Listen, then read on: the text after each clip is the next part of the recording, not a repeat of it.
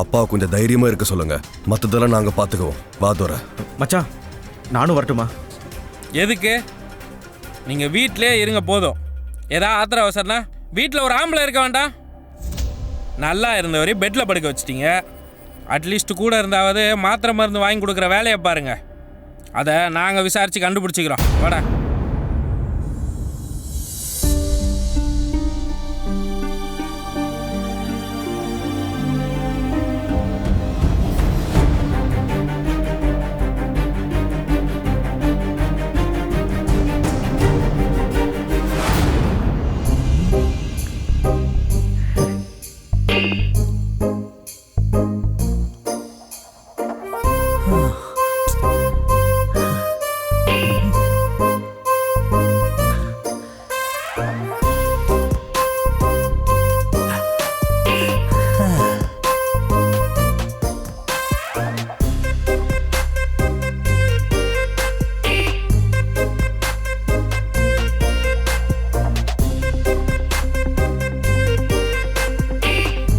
संतोष रम्या